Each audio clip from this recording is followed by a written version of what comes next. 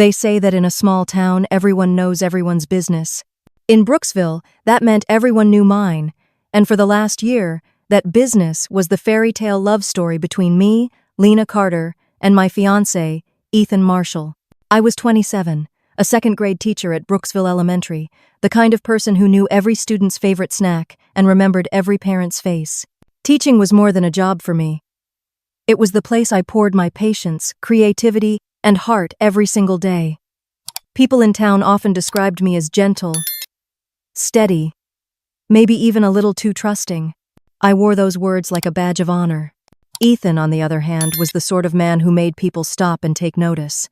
At 29, he worked at Marshall & Sons Construction, the family business his grandfather had built from the ground up. He was tall and broad-shouldered, with an easy smile and a handshake that made strangers feel like old friends.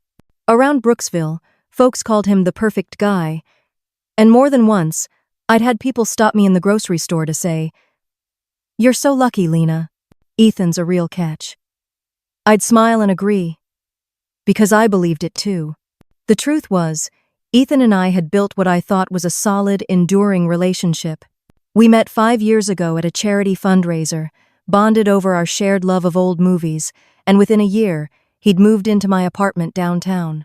We'd weathered challenges: his father's heart attack, my long search for a permanent teaching position, the endless stress of saving for a home, and I thought those trials had only made us stronger. By my side, through all of it, was Clara Jensen, my best friend since we were 8 years old. Clara and I grew up just 3 streets apart, walking to school together, trading notes in class, and whispering secrets during sleepovers. Over the years, she'd been my cheerleader, my sounding board, and my shoulder to cry on. When Ethan proposed last summer, Clara was the first person I called. She screamed so loud I had to hold the phone away from my ear, then immediately volunteered to be my maid of honor. She dove into wedding planning with me, her enthusiasm making even the tedious tasks feel fun. Our wedding was set for the 20th of August at Willow Estate, a century-old Victorian mansion with sweeping gardens and ivy-covered walls. I'd toured dozens of venues, but the moment I stepped onto that property, I knew it was the place. The date was marked in bold red on every calendar I owned. My family couldn't have been happier. Mom cried whenever she looked at my dress hanging in the spare bedroom. Dad practiced his father of the bride speech in front of the bathroom mirror when he thought no one was watching. My younger brother, Noah, teased me about finally becoming a grown-up, but also promised to punch Ethan if he ever hurt me. And then there was Aunt Margaret, my 81-year-old great-aunt, who had been married to my great-uncle for 60 years before he passed. The night we announced our engagement, she took my hands in hers and said, "Lena, remember this. Marry someone who will choose you every single day, even when it's hard, even when the shine has worn off. Love is easy in the sunlight. It's the storms that will show you who you've married." At the time, I smiled, certain I had already found that kind of love. The weeks leading up to the wedding passed in a blur of lists, appointments, and small moments that I thought I would cherish forever. Clara and I seemed to live in a constant carousel of bridal boutiques, bakeries, and flower shops. Saturday mornings were for trying on gowns, my own fittings, and the dresses for my bridesmaids. Clara stood beside me in every mirror, adjusting the hem, tugging at the sleeves, or tilting her head with that critical but loving look that only your best friend could give. "That one," she'd say with certainty when I stepped out in the lace-sleeved A-line gown that would eventually become the dress. "Ethan won't be able to breathe when he sees you in this." Her smile was warm. Genuine, at least I thought so. The following weekends were spent tasting cakes, the sugary sweetness a welcome distraction from the endless to-do lists. We sampled lemon with raspberry filling, rich chocolate with ganache, and a simple vanilla bean that melted on the tongue. Clara had an opinion on everything, always framing it as what would be most you. In the end, we chose a 3-tier cake of vanilla and almond with delicate sugar flowers cascading down the side. Flowers came next. We walked through rows of blooms at the florist, breathing in the mingled scents of roses, hydrangeas, and eucalyptus. I gravitated toward pale pinks and creams, wanting something timeless. Clara nudged me toward a pop of blush roses, saying it would make the whole thing look like it came straight out of a romance film. We finalized the arrangements with white roses, blush accents, and sprigs of greenery to tie it all together. While I was swept up in the details, Ethan was busy sometimes, too busy, He'd come home late, explaining that he had to oversee last-minute projects at the construction company. When I teased him about being more absent than the groom in a bad romantic comedy, he'd flash me that boyish grin and say, "Just making sure everything's perfect for you, Lena." I believed him. Why wouldn't I? A wedding took a lot of planning, and I assumed he was doing his part behind the scenes. My family threw themselves into preparations, too. Mom kept a folder stuffed with receipts, swatches, and seating chart drafts, calling me at random times to ask if I preferred shrimp cocktail or bruschetta for the appetizer. Sometimes she'd just sigh into the phone and say, "I can't believe my little girl is getting married," her voice breaking with emotion. Dad, though not much for sentimental displays, took his role seriously. I caught him more than once in front of the bathroom mirror, rehearsing his father of the bride speech with a glass of water standing in for champagne. "No tears," he'd mutter to himself, then clear his throat like he was about to address the United Nations. Noah, my younger brother, took it upon himself to make sure no one got too caught up in the stress. He'd drop by during dress fittings just to crack jokes about the sacred sister handoff or signing Ethan over like a used car. His humor, ridiculous as it was, kept the mood light when the endless details threatened to overwhelm me. Through all of this, Clara was my constant shadow, picking up my dry cleaning without being asked, fielding calls from vendors, and even learning how to tie elaborate ribbon bows for the wedding favors. She had this way of looking me straight in the eye and saying, "Ethan is so lucky to have you," like she meant every word. And every time I'd feel a rush of warmth in my chest. As the big day drew closer, the pace quickened. The week before the wedding was a whirlwind of final fittings, confirming guest counts, and double-checking everything from chair arrangements to the weather forecast. Clara and I stayed up late several nights in a row, sprawled on my living room floor surrounded by seating charts and a sea of little paper place cards. On the Thursday before the wedding, she surprised me with a mini spa day at her apartment. She'd set up scented candles, face masks, and a chilled bottle of Prosecco. "You need to relax before you walk down the aisle," she said, handing me a flute of bubbles. We spent the evening painting our nails, laughing over old photos, and watching romantic comedies. At one point, she grew unusually quiet, then said softly, "You really deserve this, Lena. You're one of the kindest people I know." The night before the wedding, tradition dictated that I stay at my parents' house. I packed my overnight bag with my dress carefully laid on top, its protective cover swishing softly as I zipped it. When I arrived, Mom had already made up my old bedroom, the pale blue walls and lace curtains exactly as I'd left them years ago. For a moment, I felt 12 again, full of big dreams and boundless hope. After dinner, Aunt Margaret knocked gently on my door. She walked in slowly, her posture still regal despite her 81 years. Sitting beside me on the bed, she took my hands in hers, warm, dry, and steady. "Tomorrow's a big day," she said, her eyes studying my face. "I know," I replied, smiling. "I'm ready." She didn't smile back right away. Instead, she squeezed my fingers and said, "Lena, marry someone who will choose you every single day. Not just when it's easy. Not just when you're standing there in a white dress. Love is easy in the sunlight. It's in the storms that you'll see who you've married." I felt a lump rise in my throat, but I nodded. "I know. And Ethan, he's that person for me." She gave me a small, searching smile then, though I caught the faintest flicker of something else in her eyes, concern, maybe, or knowledge she wasn't ready to share. When she left, I changed into my pajamas and slipped under the covers, the sounds of my childhood home wrapping around me, the hum of the old refrigerator downstairs, Noah laughing at something on the television in the living room, Mom's voice drifting through the hallway as she spoke on the phone. I thought about the next day walking down the aisle, seeing Ethan's smile, starting the rest of our lives together. I drifted off with my hand resting lightly over the place on my chest where my heart felt full, believing without question that tomorrow would be the happiest day of my life. The morning of the 20th of August broke warm and bright, the late summer sunlight spilling through the lace curtains of the bridal suite at Willow Estate. I woke to the sound of my phone buzzing on the nightstand, a text from Ethan. "Good morning, beautiful. Can't wait to see you at the altar." There was a little heart emoji at the end, and I smiled without thinking. Minutes later, another message came in from Clara. "Morning, bride-to-be. Everything's going to be perfect today. I'll be there soon to help you get ready. Love you. It was exactly the start I'd hoped for. I let the messages sink in like little anchors of reassurance. Today was the day. The culmination of 5 years of love, 1 year of planning, and countless moments leading to this one. By 9 a.m., the bridal suite was alive with activity. My hairdresser, Marla, worked her magic while the makeup artist dabbed and blended, turning my face into a polished, glowing version of myself. Clara arrived in a flurry of lavender silk, her bridesmaid dress swishing around her legs, holding a to-go cup of my favorite iced coffee. For the queen, she said with a grin, setting it down beside me. Photographers drifted in and out, capturing every detail, the sparkle of my earrings on the windowsill, the lace of my dress spread across the bed, the way Mom's hands trembled slightly as she buttoned the back of my gown. Noah popped his head in, camera phone ready, joking about selling exclusive wedding prep footage to a gossip site.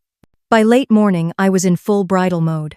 The champagne cork popped, and my bridesmaids Clara, my cousin Jenna, and my college roommate Paige clinked glasses, toasting to love, laughter, and happily ever afters. Dad stopped by in his suit to give me a kiss on the forehead, muttering something about not crying before the ceremony. At 1:30 p.m., with the ceremony set for 3 o'clock, Clara smoothed the skirt of her dress and said, "I'm going to go check on the flowers and make sure the band's set up." It was the kind of small errand she'd been running all week, so I barely thought about it. "Thanks, you're the best," I said, distracted by a request from the photographer to pose with my bouquet.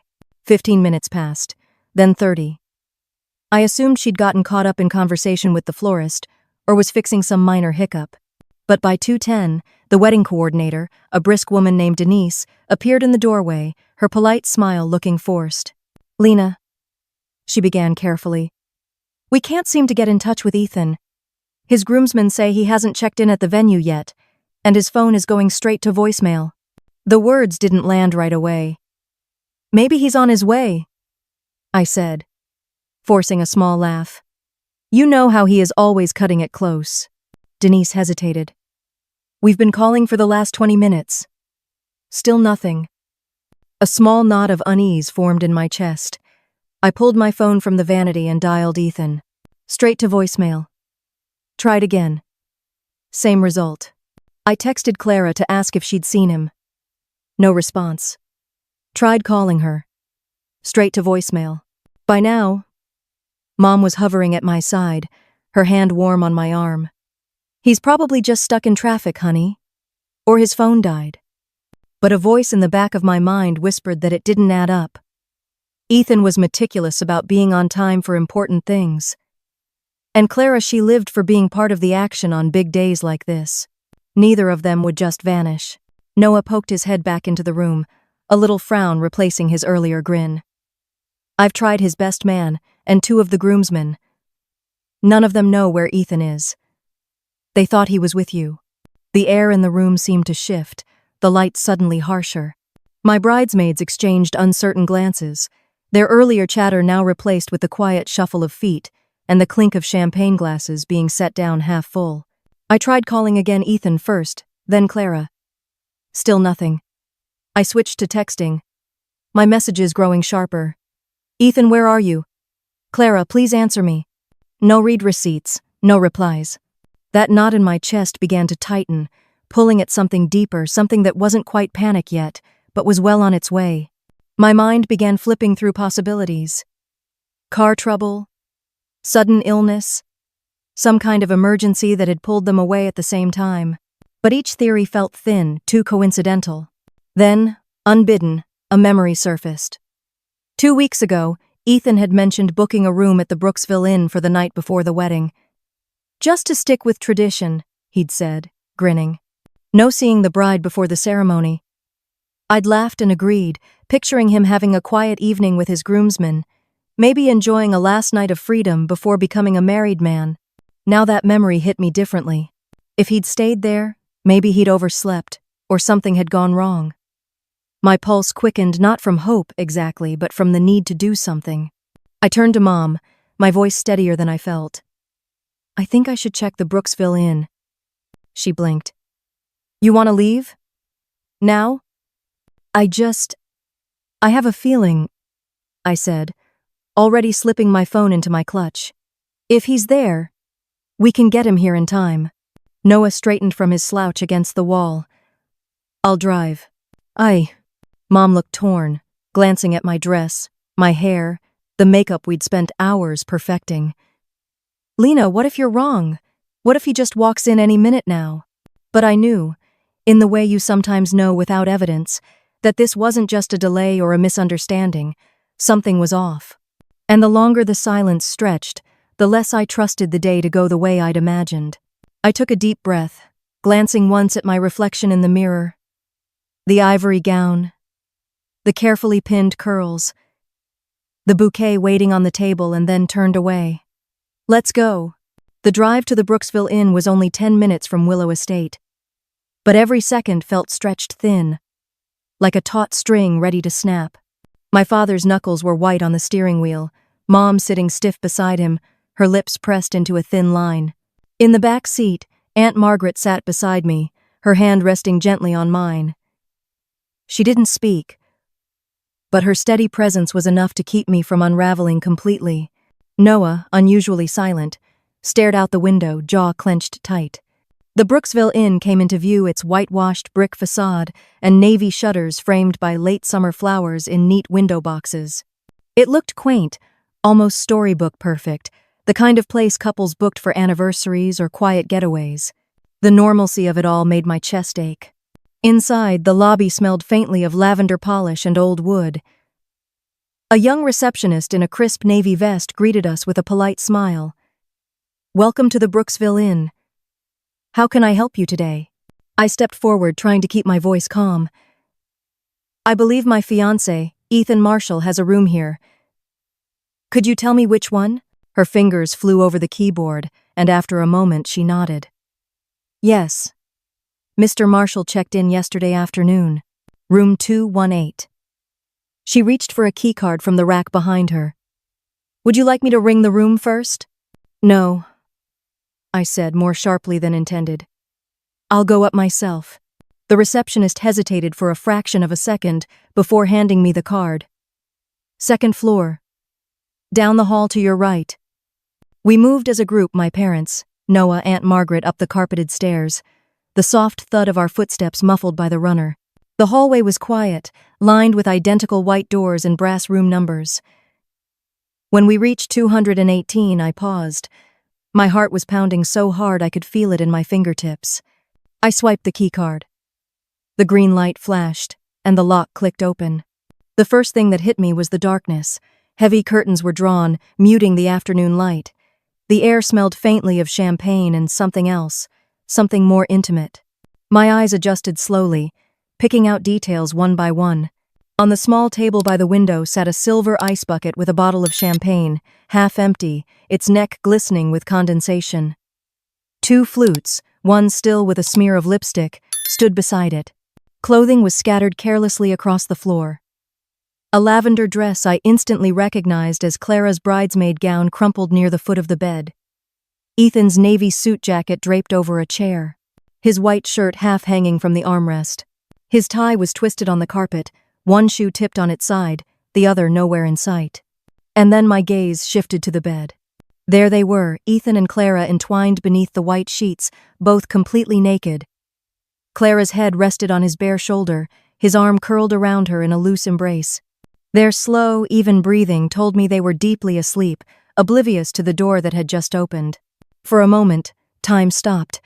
My mind couldn't quite compute what I was seeing. The 2 people I trusted most in the world, the ones who were supposed to stand beside me at the altar in less than an hour, were here together in this. I felt the shock first, a cold wave that numbed my hands and feet. Then came the sting, sharp and electric, as if the very air had turned acidic. But underneath it all, there was a strange clarity, like a bell ringing in my head. I didn't scream. I didn't cry. Instead, I straightened my back, stepped fully into the room, and let the door swing shut behind me. My voice, when it came, was steady. Mom, Dad, take a look. They stepped forward, and I heard my mother's sharp intake of breath, my father's low curse. Noah's eyes went wide, then narrowed with something that looked dangerously close to rage. Aunt Margaret's gaze didn't waver. She simply shook her head slowly, as if she'd seen this kind of betrayal before. Clara stirred first, her eyes fluttering open.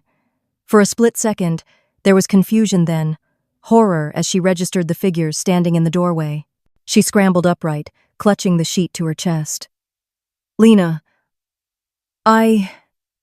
this isn't—" Ethan woke with a groggy start, blinking into the light.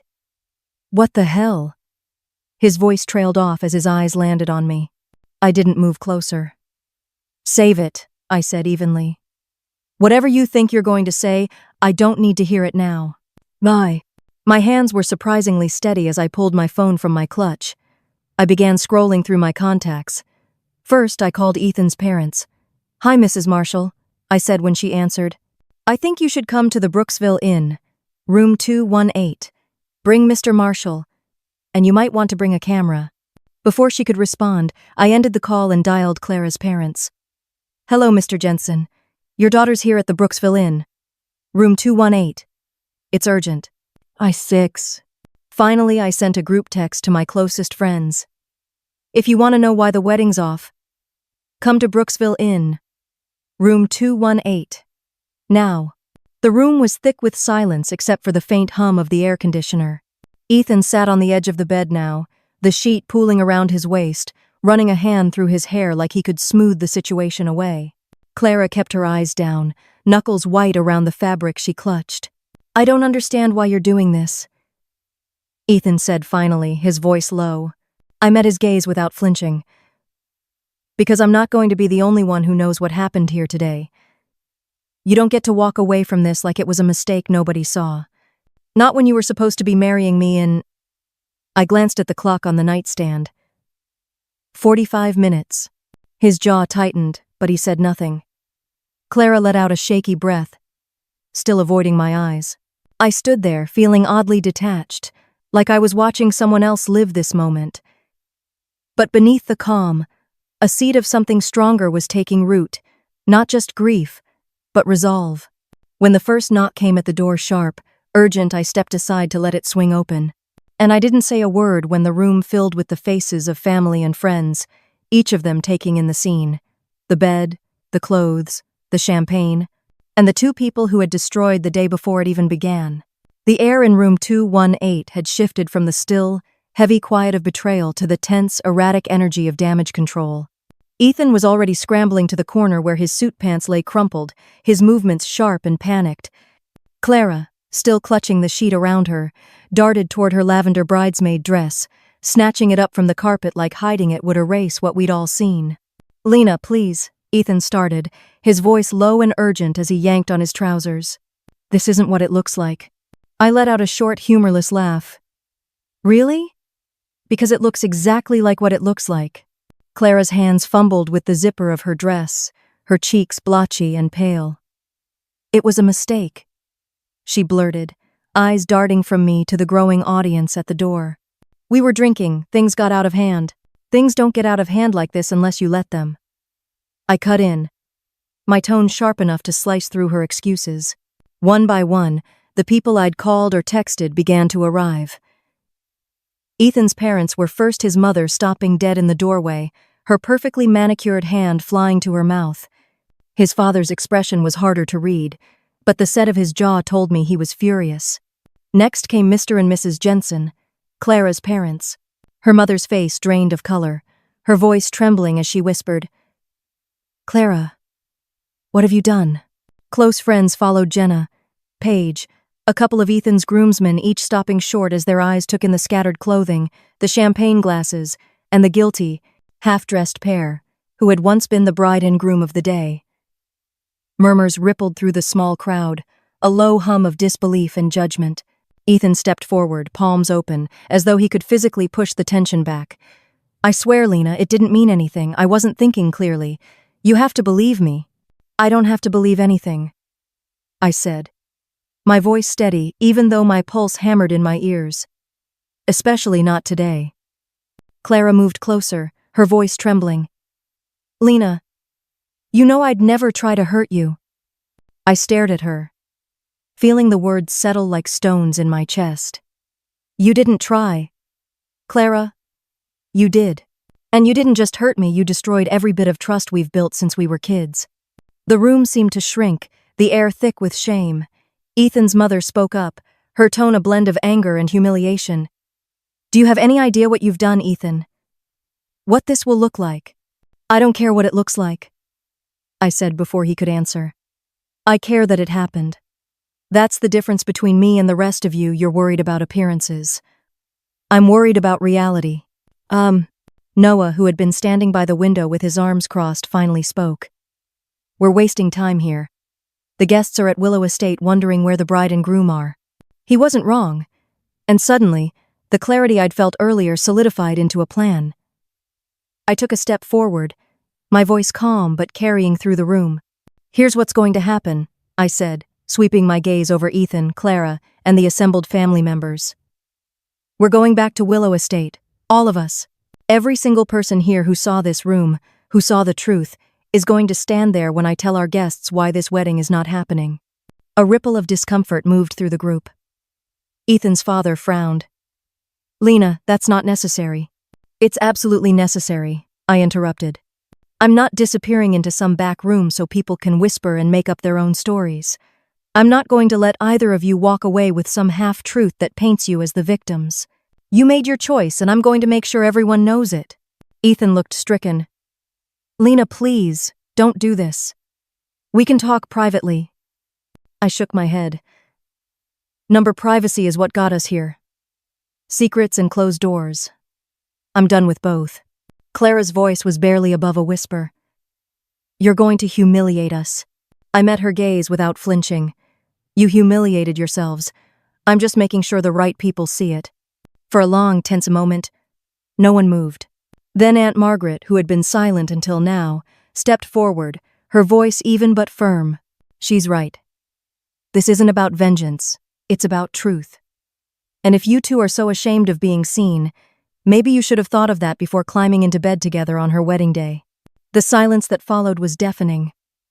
Ethan's shoulders slumped, and Clara's eyes darted to the floor. Without another word, I turned toward the door. Let's go, I said, not bothering to check if they would follow.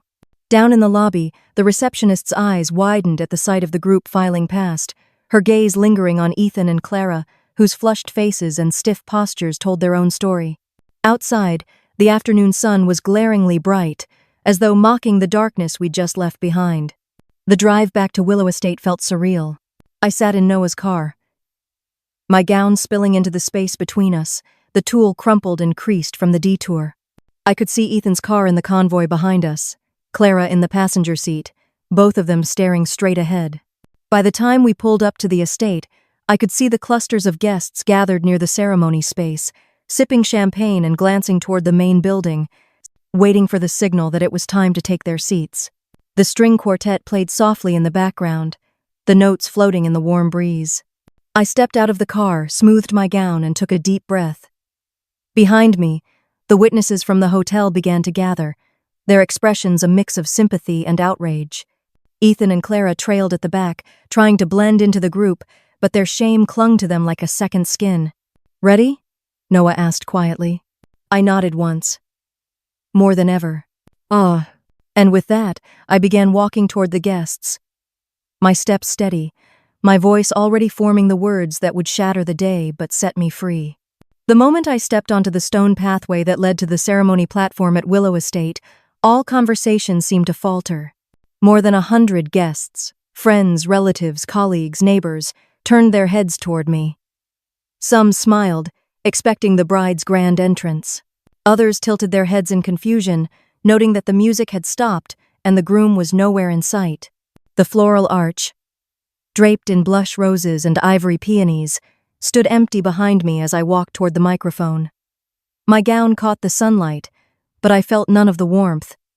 Instead, there was only the weight of what I was about to do and the steady conviction that it was the only way forward. Thank you all for being here today. I began, my voice carrying across the lawn. When you received your invitations, you thought you'd be witnessing a wedding. And so did I. A ripple of unease spread through the crowd. I could see my mother clutching my father's hand, Noah standing near Aunt Margaret with his arms crossed protectively. But something happened today that you all deserve to know. I continued, scanning the faces before me until my eyes landed on the two people who had upended everything. Ethan Marshall, my fiancé, and Clara Jensen, my maid of honor, and my best friend since childhood were not here because they were, together, at the Brooksville Inn. In bed. Less than 2 hours before this ceremony. Gasps erupted, sharp and disbelieving. Some guests covered their mouths. Others turned to look at Ethan and Clara, who stood off to the side, frozen. I didn't flinch. I pointed toward them, my voice unwavering. I will not marry a man who betrays me, and I will not keep a friend who stabs me in the back. I deserve better. I will choose myself over betrayal. Every single time. Ethan took a half step forward, his mouth opening like he might say something, but the look I gave him kept him rooted in place. Clara's eyes were fixed on the ground, her face pale. I turned back to the crowd, my tone softening but still firm. I know you came here to celebrate love, and while the love I thought I had is gone, I am still surrounded by a different kind of love, the kind that comes from family and friends who stand by me when it matters most. So instead of sending you home early, I'd like to invite you to stay, eat, drink, dance. Let's turn this into a celebration not of a marriage but of freedom. Call it the party for dodging the biggest bullet of my life. There was a murmur of approval, a few tentative chuckles that grew louder as people processed my words. Then I reached for the diamond engagement ring on my finger. The stone caught the sunlight one last time before I pulled it free. Without hesitation, I walked down the aisle toward the ornamental pond that shimmered beyond the garden. Guests parted to let me through, watching in silence as I stood at the edge. This, I said, holding the ring up so all could see, was supposed to be a promise. But promises mean nothing without loyalty. And with a flick of my wrist, I tossed it into the water. The ring hit the surface with a small splash, sinking out of sight. The sound was swallowed by a wave of applause that rose from the crowd, loud, unrestrained, and fiercely supportive. I turned back toward the gathering just in time to see Ethan and Clara slipping away, their heads bowed, their pace quickening toward the parking lot. Not a single person called after them. As the string quartet began to play again, this time with something bright and defiant, people moved toward the banquet tables. Laughter started to replace the stunned silence. Plates filled with food meant for a wedding feast were now served in the name of my liberation. Glasses clinked, and Noah raised his champagne in my direction, grinning like he'd just witnessed the best plot twist in years. Aunt Margaret joined me near the dance floor, her eyes shining. You chose yourself today, Lena. That's the kind of marriage that will never fail. I smiled for the first time all day without forcing it. I think you're right. The rest of the afternoon unfolded like the best parts of a wedding without any of the lies. People danced, children played tag under the oak trees, and for a few precious hours, I forgot about the pain. Because the truth was, I hadn't just lost a fiancé and a friend, I had gained absolute clarity about who I was and what I deserved. And that clarity was worth far more than any ring. The week after the wedding that wasn't was a blur of cardboard boxes, rental listings, and late-night coffee runs. I packed my belongings from the small house Ethan and I had planned to share carefully, methodically, and without looking back. Every framed photo came down. Every shared item was divided. I didn't cry as I taped the last box shut. Instead, I felt a quiet resolve. This wasn't an ending. It was the start of something I could finally shape on my own terms. I found a small but airy apartment on the top floor of a brick building near the edge of Brooksville's historic district. The moment I stepped inside, I knew it was mine. Sunlight poured through wide windows in the living room, bouncing off the hardwood floors. There was no trace of anyone else's taste, no competing opinions about paint colors or furniture, just a blank canvas.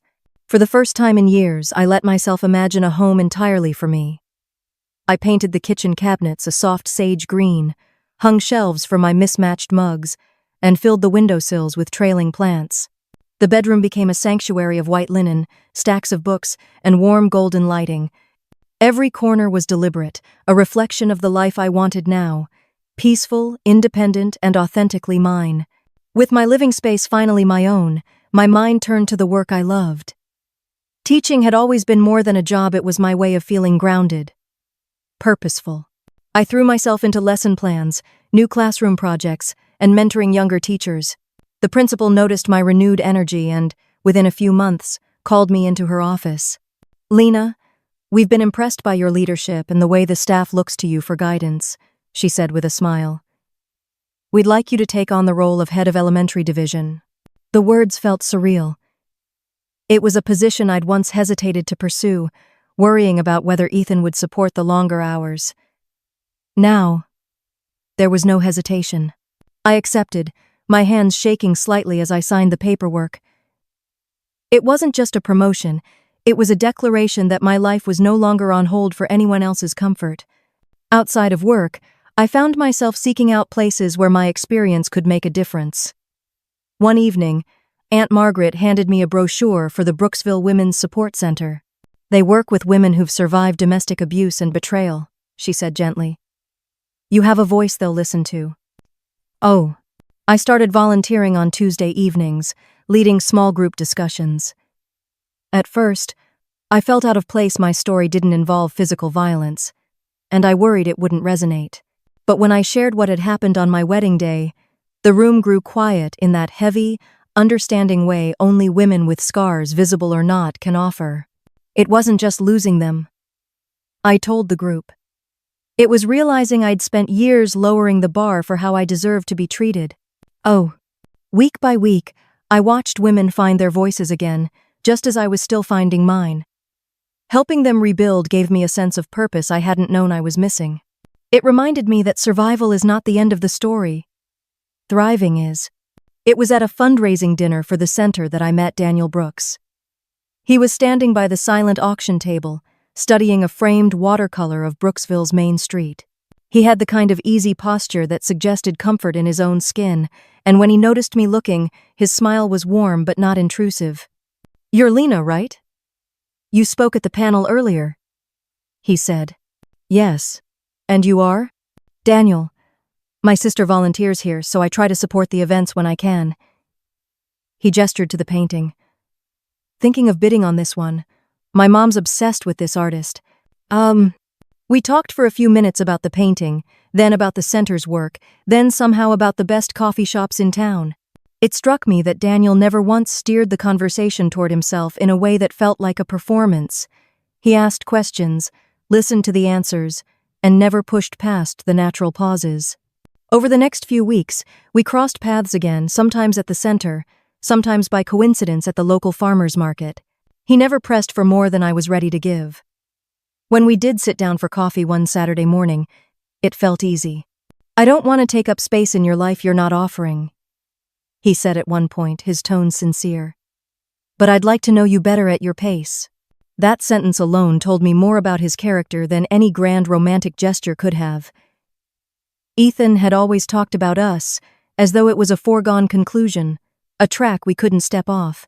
Daniel was different. With him, choice was part of the foundation.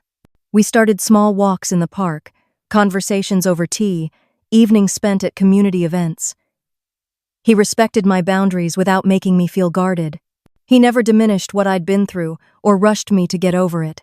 Instead, he treated my independence as something to admire, not a challenge to overcome. One evening, as we walked along the river, he said quietly, "You seem lighter these days. Happier." I looked at him, the fading sunlight catching in his eyes. "I think I am," I admitted. For a long time, I thought happiness had to come from being someone's person. Now I know it can come from being my own person and from letting the right people in. He smiled, and we kept walking, the silence between us comfortable. By the time autumn arrived, my life looked nothing like it had on that August morning at Willow Estate. My apartment was filled with laughter. Sometimes mine, sometimes shared. My work was challenging and fulfilling. My Tuesday nights at the center had become a constant I couldn't imagine giving up. And though my relationship with Daniel was still in its early stages, it was built on something solid, mutual respect, honest communication, and the understanding that we were both whole people before we met. I'd once thought the greatest milestone in my life would be walking down an aisle. But now I realized the real milestone was walking away from one and into a life I had chosen entirely for myself. 1 year later, the events of that August day at Willow Estate felt like they belonged to someone else's life. The sharp sting of betrayal had dulled into a faint scar, one I rarely noticed anymore. My days were full. Mornings in the school's sunlit library, reviewing lesson plans, afternoons spent working with teachers who now looked to me for leadership, evenings laughing over dinner with friends or strolling through the farmer's market with Daniel. The apartment I'd once decorated with cautious optimism had become a true home. The sage-green kitchen cabinets gleamed in the morning light. The bookshelves were crammed with both old favorites and new discoveries. The space reflected the person I'd grown into, someone who didn't need validation from a romantic partner to feel whole. I hadn't seen Ethan or Clara since the day they slunk away from my almost wedding. Occasionally, I'd hear snippets from mutual acquaintances that they'd moved to a neighboring town, that their relationship was complicated, but none of it mattered. They no longer occupied space in my mind or heart. I didn't want revenge, nor did I want reconciliation. I wanted nothing at all from them, and that, I realized, was freedom. The truth was, their betrayal had been the unintentional gift that forced me to rebuild my life from the ground up. Without it, I might have walked into a marriage built on dishonesty, into years of self-doubt and quiet compromises. Instead, I had been given the rare chance to start over before it was too late. And I had taken it, fully. On the anniversary of that day, Aunt Margaret joined me for tea on my balcony. The late summer air was warm, carrying the scent of blooming jasmine from the courtyard below. She studied me for a long moment before speaking. "You seem settled, peaceful," she said. I smiled. "I am.